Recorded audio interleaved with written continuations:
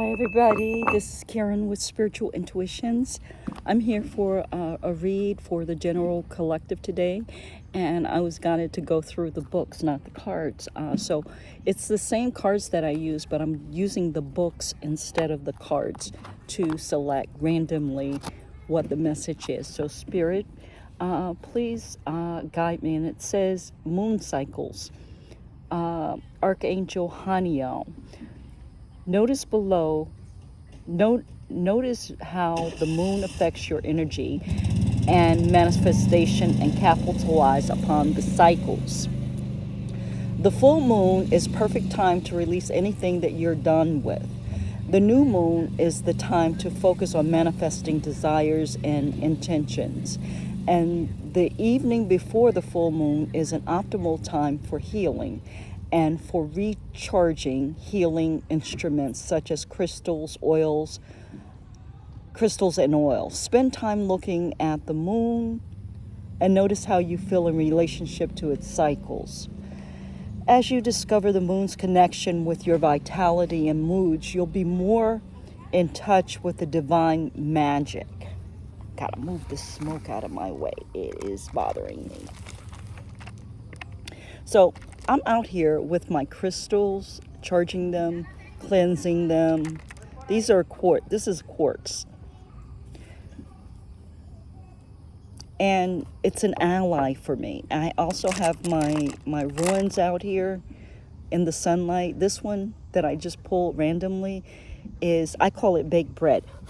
It's a fertility ruin. It has to do with grain and fertility, production. So fertility with the moon cycles. Here we go. Walking with the Archangel Haniel. Haniel's aura is bluish white, like the full moon glow. The crystal associated with Haniel is moonstone, which has a magical, nurturing energy associated with it. Wear or hold the moonstone whenever you wish to feel close to Haniel. She will care for you with her nurturing mother energy and effect miracles with her love for you. The next thing I'm going to pull is a crystal grid. And the one I have is number 8, which is Ancestors. And it's the precisely blue stone, I think is how you call it, but you can look it up. It says, precisely blue stone is the stone from which the inner circle of Stonehenge is made. Each stave in the grid is one of the Celtic Ogham symbols, inscribed into its corresponding tree branch. This card can be used to connect with the Celtic history and energy. Many people born in different parts of the world, such as New Zealand or Australia, may still carry the blood of the Celtic ancestors due to their history of those closely linked to the countries. Stonehenge is also believed to have once been where people came to honor communication with their ancestors who had passed over. Call on the help of your ancestors whenever or whatever their origin. They are always there to help you. Somewhere that has called you so silently, like a faint whisper, is now being heard. Ancestors are not just blood relatives in your family tree. When you call upon ancestors, you are calling on the collective consciousness of all those who have gone before you. Every spirit has lived on the physical plane and has returned to earth, and you can draw on the collective wisdom at any time. Do you need answers or guidance? Draw on the wisdom of the ancestors, as they are always there if you care to listen. Go into nature and ground yourself and draw the wisdom up through your feet if need be, or call on the ancestors in ritual meditation, whatever that may be for you. Wow. So what I get about that was, I want to talk about a little bit about going into meditation and how time is not linear. It's dimensional, so to speak. And when we go into meditation, we can connect with other like-minded people in the collective, in the 5D and above. and draw on the power of the meditations that have been done in the past, or draw on the power of the intentions of the like-minded soul groups that we're seeking to connect with to create a certain effect here in the 3D. So it doesn't have to be the same time frame that somebody is doing a meditation or getting together. And like, I used to do these trainings where all of us like-minded people in the trainings, we had something very similar in common, and we would get together at the end in when everybody was graduating, because it was kind of an educational thing, and we would get in a circle and hold hands and acknowledge each other.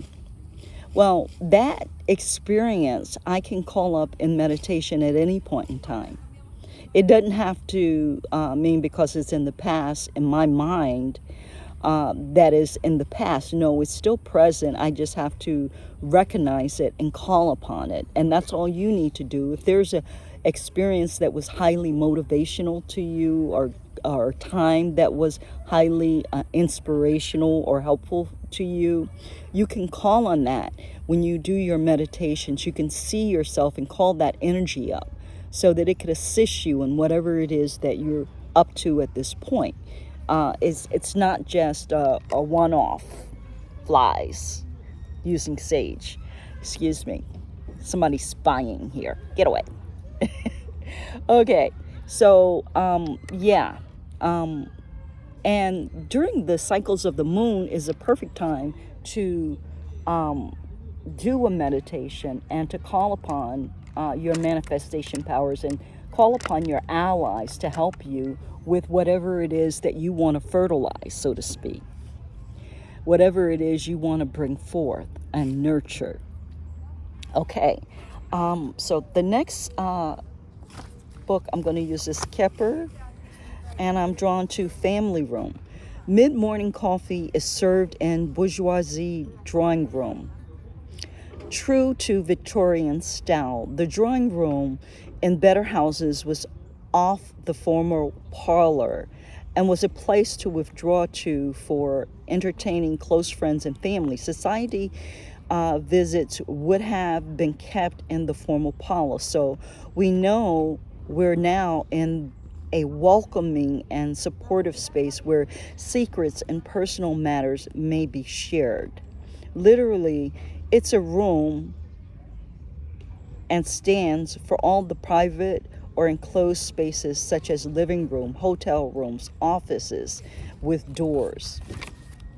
Apartments. More abstractly, it represents privacy and intimacy. The sense of closeness can also refer to a time and a place, as in soon, near, right next to you, or shortly, no more than a month.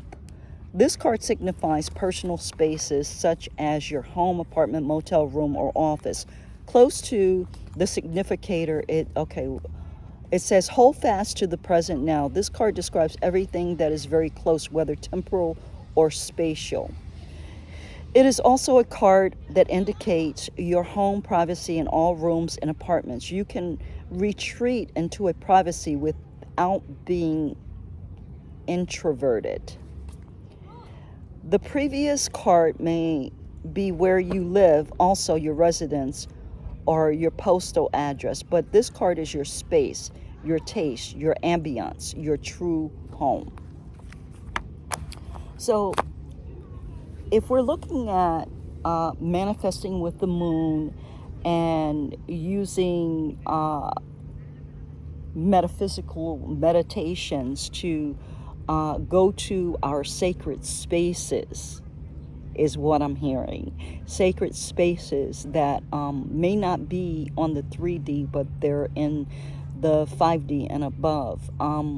So we want to do a meditation, they're saying, and I'm going to invite you right now to just close your eyes and let me guide you, if you will, on this meditation to your sacred space, because I'm feeling that that's very much what it is that we need to do at this point. let me just move this. See if I can put it there, if it'll be okay. I think it will. Okay, so I want you to close your eyes and take in a deep breath, hold it, and release through your mouth. And as you're releasing, I want you to let go of all past assumptions, tensions, worries. I want you to let it all go. Take another breath. All the way down to the pit of your stomach. Let your stomach expand as you're breathing in the air. Hold it and release through your mouth. And as you're releasing, release all of anything that you're still holding on to. It's okay. You can pick up what you're releasing, all of your concerns and worries. You can pick those up when you're complete with this meditation. But for now, give yourself the privilege of allowing yourself this sacred time where you're going to journey to your sacred space, a space that is clear of judgment, a space that is clear of worries, a space that is beyond this 3D. As you're breathing normally, I want you to see a light at the end of the hall. And that is your sacred space. There's a door, it's ajar. And as you go down the hall, this dark hall, toward the light, toward the door where the light is shining from, I want you to slowly take a hold of the handle and open the door and walk into your sacred space. What does it look like? What I'm seeing are jewels all over the room, like what they discovered when they went into the sacred pyramids in Egypt.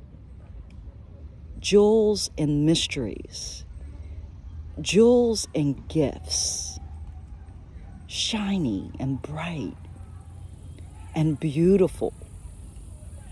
And they're all attributes that you have, that you're discovering in your sacred space. I want you to pick 3 of those attributes to take out of the sacred space with you when you come out, to use in your everyday life.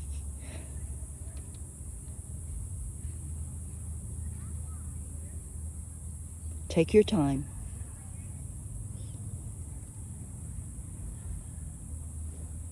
Okay, now that you have your 3 gifts, I want you to thank the energies in your sacred space and in the 5D for allowing you to journey to this sacred space and allowing you to partake of the attributes and the gifts that you didn't know that you had, and to allow you to bring them back into this 3D. Now, you're thanking them, the energies, the guides, the mystics who are always with you. You're thanking them. And you're bidding them goodbye for now. And you're leaving and closing the sacred space. You're closing that door. But you have 3 attributes with you that you're taking. And they'll always be with you at your beck and call. Okay, I'm going to count to 5. And at the count of 5, I want you to open your eyes. 101, 102, 103.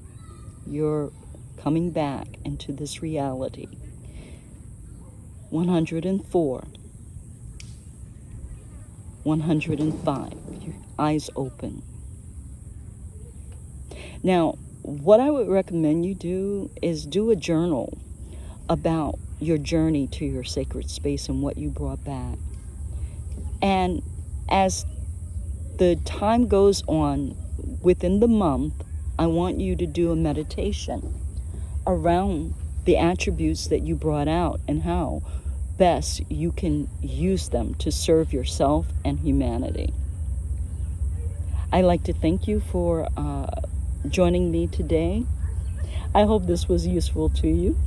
You have a great day, and please click like, share, and comment if you like the video. Have a good day. Bye-bye.